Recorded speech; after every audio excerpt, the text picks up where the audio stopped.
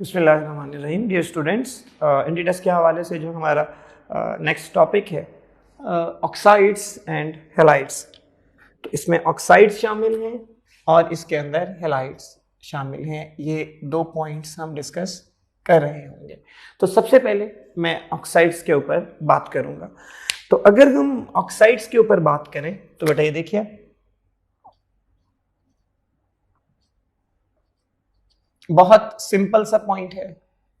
Oxides क्या है? Binary compounds of oxygen with other elements. तो सिंपल सिर्फ बाइनरी कंपाउंड का वर्ड में लिख रहा हूं, तो देखिएगा ऑक्साइड्स आर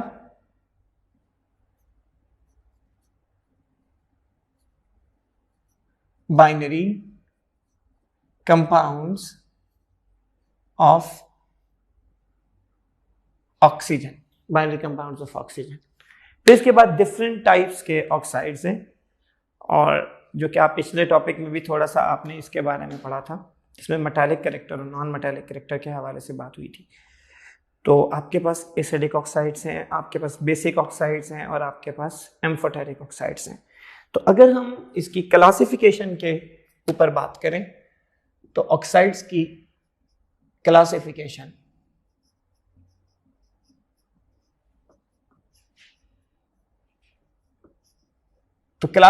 में बेटे आपके पास number 1 you can right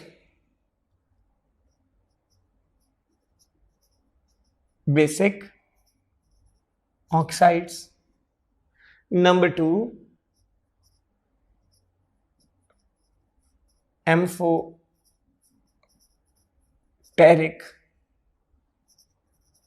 oxides, and number 3 आपके पास है एसिडिक ऑक्साइड्स। अब बेसिक ऑक्साइड्स क्या हैं? Oxides of high electropositive metals. क्या हैं? Oxides of high electropositive metals, इसमें आ जाएगा। अगर हम एसिडिक ऑक्साइड्स की बात करें तो these are the oxides of non metals.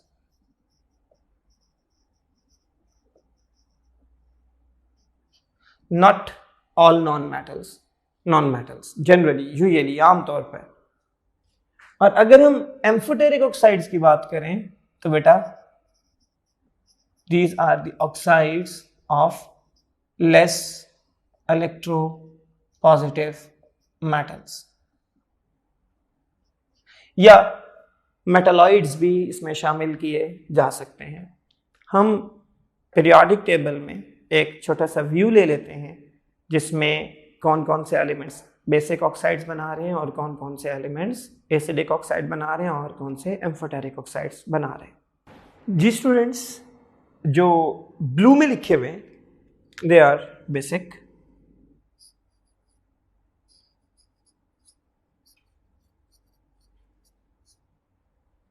और जो ब्लैक में लिखे हुए बेटा they are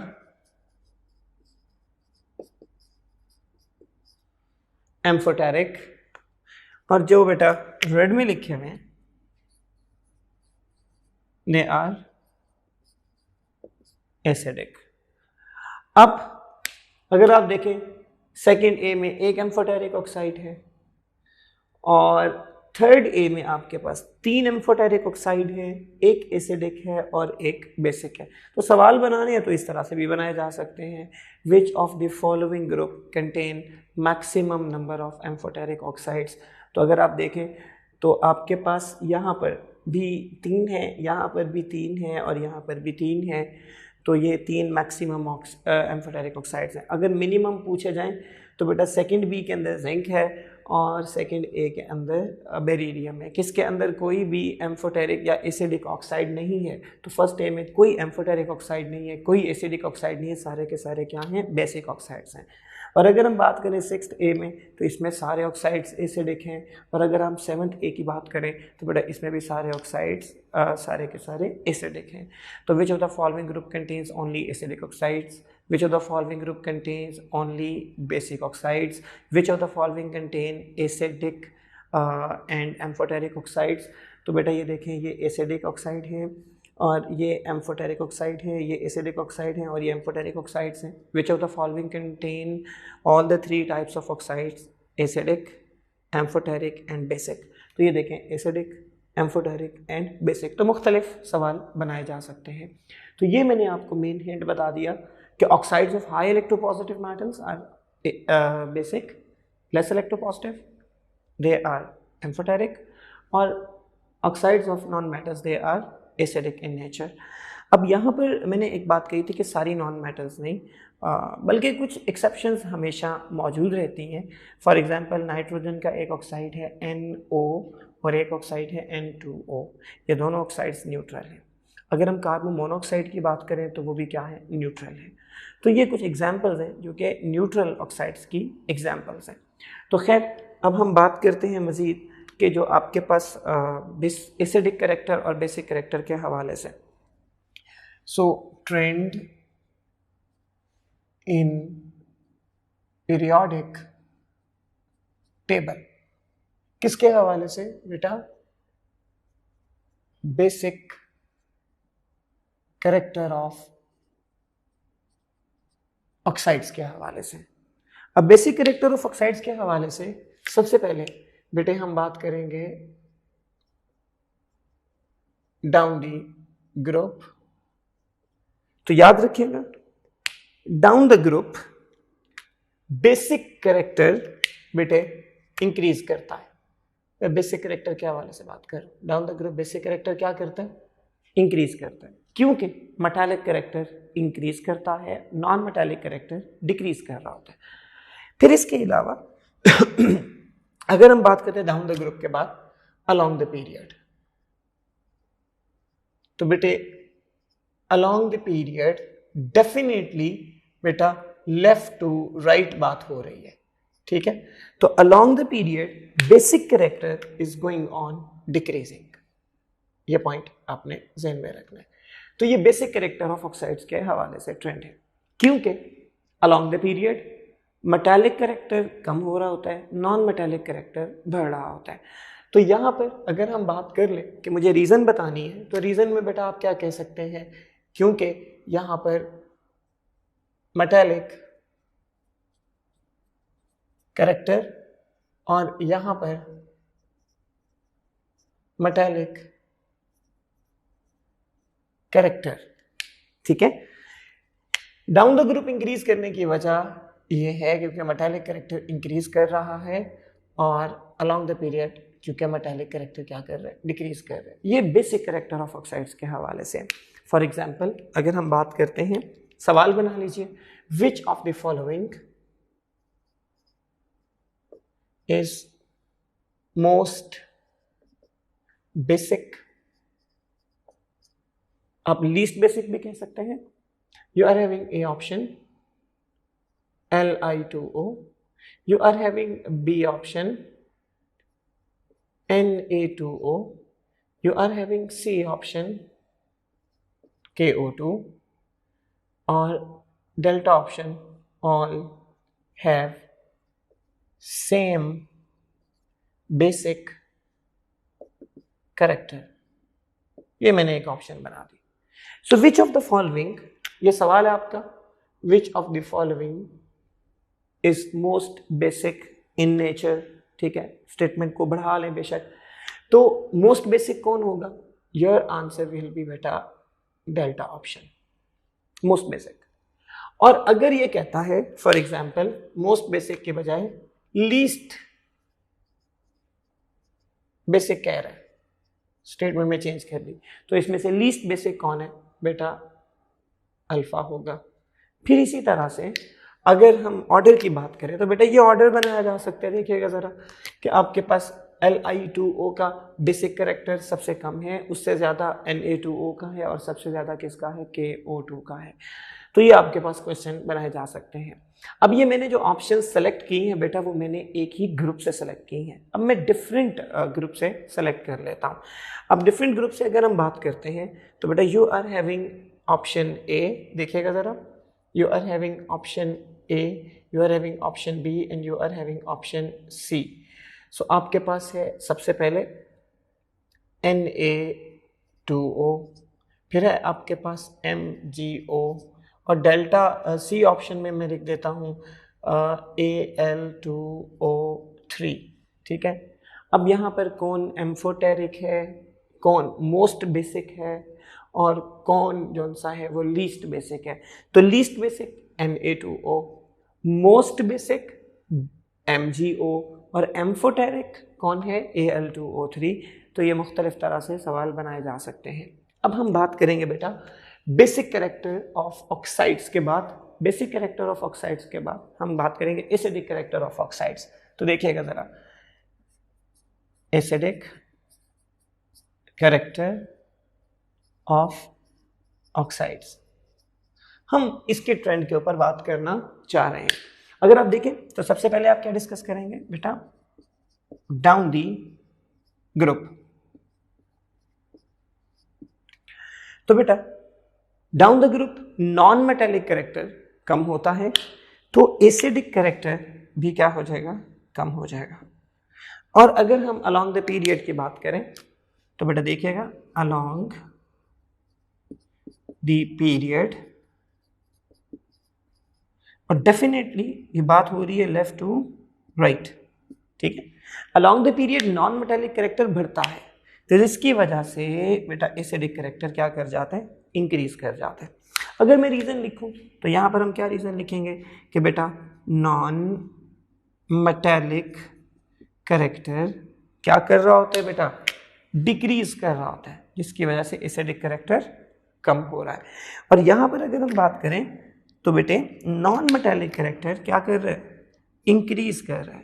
so non metallic character क्या कर रहा है, इंक्रीज कर रहा है। और अगर इंक्रीज कर रहा है तो इसकी वजह से क्या होगा, एसिडिक कैरेक्टर बढ़ रहा होगा। तो ये इस तरह से आप इन पॉइंट्स को डिस्कशन में ला सकते हैं। अब यहाँ पर दो बातें वाज़ेह हो गई कि आपके पास जो बेसिक कैरेक्टर, नोट की शक्ल में लिख लेते हैं, देखिएगा ज़रा प्लीज, कि basic character is directly proportional to metallic character, ठीक है। एक ये पॉइंट हो गया। एक और पॉइंट ले ले, acidic character is directly proportional to non metallic character. तो एसिडिक कैरेक्टर का नॉन मेटालिक कैरेक्टर के साथ क्या रिलेशन है बेटा, डायरेक्ट रिलेशन है। तो ये इस तरह से आप इसको मैनेज करेंगे। फिर एसिडिक कैरेक्टर का मेटालिक कैरेक्टर के साथ इन्वर्स है, बेसिक कैरेक्टर का नॉन मेटालिक कैरेक्टर के साथ क्या है, इन्वर्स रिलेशन है। फिर इसके बाद एक एग्जांपल ले लें और फिर तकरीबन बात को वाइंड अप करने की तरफ चलते हैं बेटा, कि आपके पास Na2O है, ठीक है, आपके पास MgO है, आपके पास Al2O3 है, आपके पास इसके अलावा SiO2 है, आपके पास P2O3 एंड P2O5 है, आपके पास बेटा SO2 और SO3 है, आपके पास बेटा Cl2O है। ये आपने कुछ एग्जाम्पल्स दी बेटा, ये आपके पास हाईली बेसिक है, ठीक है। आप इसको समझ लें कि ये वीकली बेसिक है। इसको बेटे आप क्या कह दीजिए, एम्फोटेरिक है। ये आपके पास बेटा वेरी वीक एसिडिक है, वेरी वीक एसिडिक। और ये क्या है आपके पास, वीक एसिडिक। ये आपके पास स्ट्रॉन्ग एसिडिक और ये आपके पास वेरी स्ट्रॉन्ग एसिडिक है। हाँ, अब देखें P2O3 का एसिडिक कैरेक्टर, ध्यान से देखिएगा बेटा, P2O3 का एसिडिक कैरेक्टर कम है और P2O5 का एसिडिक कैरेक्टर ज़्यादा है। SO2 का एसिडिक कैरेक्टर कम है और SO3 का एसिडिक कैरेक्टर ज़्यादा है। यहाँ पर एक और बात फिर हमें वाज़ेह करनी पड़ेगी और वो देख लीजिए नोट की शक्ल में कि बेटा acidic character is directly proportional to oxidation number. अगर ऑक्सीडेशन नंबर ज्यादा है तो एसिडिक कैरेक्टर क्या होगा, ज्यादा होगा। फॉर एग्जाम्पल इन दो की बात कर लेते हैं। बेटे यहां पर जो ऑक्सीडेशन नंबर है फॉस्फोरस का इट इज +3 और यहां पर क्या है +5। यहां पर सल्फर का जो ऑक्सीडेशन नंबर है इट इज +4 और यहां पर क्या है +6। ऑक्सीडेशन नंबर बढ़ा, एसिडिक कैरेक्टर बढ़ गया। एग्जाम्पल यहां पर देख लीजिए जो बुक में दी हुई है। यू आर हैविंग, पहले भी दे चुका हूं, MnO है, फिर आपके पास Mn2O3 है, फिर आपके पास MnO2 है, फिर आपके पास Mn2O7 है। अगर मैं एसिडिक कैरेक्टर की बात करूं तो बेटा सबसे ज्यादा एसिडिक कैरेक्टर किसका है, Mn2O7 का। अब बताना पड़ेगा कि क्यों सबसे ज्यादा है, क्योंकि बेटा यहां पर ऑक्सीडेशन नंबर Mn का +7 है, यहां पर +4 है, यहां पर +3 है और यहां पर बेटा क्या है, it is going to be +2। तो जैसे जैसे ऑक्सीडेशन नंबर बढ़ता जाएगा एसिडिक कैरेक्टर की स्ट्रेंथ बढ़ती जाएगी। तो which of the following is most acidic या which of the following is least acidic या इंक्रीजिंग ऑर्डर लिखा हुआ है, तो ये सारे MCQs की ऑप्शंस में यूज किए जा सकते हैं। फिर इसके अलावा एक और बात ध्यान में बिठा लें कि बेटा नोट है कि acidic character is directly proportional to number of O atoms, number of oxygen atoms. तो बेटा इसके लिए भी ये ऊपर वाली ही एग्जांपल बेटा कोट कर लें कि ऑक्सीजन का नंबर बढ़ता जा रहा है, एसिडिक कैरेक्टर बढ़ता जा रहा है। ऑक्सीजन का नंबर बढ़ता जा रहा है, एसिडिक कैरेक्टर बढ़ता जा रहा है। तो ये बेटा ऑक्साइड्स के हवाले से तो आपके पास क्वेश्चंस इसी तरह से बनेंगे, कौन ज़्यादा एसिडिक है, कौन कम एसिडिक है, increasing order, decreasing order, correct order, incorrect order, कौन ज़्यादा बेसिक है, कौन कम बेसिक है, increasing order, correct order, incorrect order, इस तरह से सवाल बनेंगे। कौन एम्फोटेरिक है, कौन एसिडिक है, कौन बेसिक है। ठीक है, एक छोटा सा नोट और, ठीक है बेटा देखिएगा, आपके पास इंपॉर्टेंट में आपके पास है NO, आपके पास है बेटा N2O और आपके पास है एक CO। ये तीनों नॉन मेटालिक ऑक्साइड्स हैं, लेकिन ये बेटा ये क्या है, न्यूट्रल है। ये क्या है, दे आर न्यूट्रल ऑक्साइड्स हैं, नॉन मेटालिक लेकिन ये क्या है, न्यूट्रल ऑक्साइड्स हैं। और वाटर की बात करें तो वाटर क्या है, वाटर एम्फोटेरिक है। ठीक है, फिर इसके अलावा एक और चीज आपने ज़हन में रखनी है कि आपके पास फॉर एग्जाम्पल अगर आप मेटालिक ऑक्साइड को पानी में डालते हैं तो हाइड्रोक्साइड बनेगा, नॉन मेटालिक ऑक्साइड को पानी में डालते हैं तो एसिड बनेगा, और अगर आप नॉन मेटालिक ऑक्साइड और मेटालिक ऑक्साइड का रिएक्शन करवाते हैं तो आपके पास क्या बन रहा होगा, सॉल्ट बन रहा होगा। तो देख लीजिए ये छोटा सा पॉइंट है, like this, it is this way. आपके पास M ऑक्साइड प्लस वाटर या फिर NM ऑक्साइड प्लस वाटर। मैं मेन प्रोडक्ट की तरफ जा रहा हूं, यहां पर क्या बनेगा, आपके पास बेस और यहां पर आपके पास क्या बनेगा, एसिड। ठीक है, और अगर आप M oxide plus NM oxide इनका रिएक्शन करवाते हैं तो बेटा ऐसी सूरत में आपके पास क्या बन रहा होगा, सॉल्ट बन रहा होगा। फॉर एग्जांपल Na2O का रिएक्शन करवाते हैं SO2 के साथ या SO3 के साथ तो सोडियम सल्फेट वगैरह या सोडियम सल्फाइड वगैरह बन जाएगा।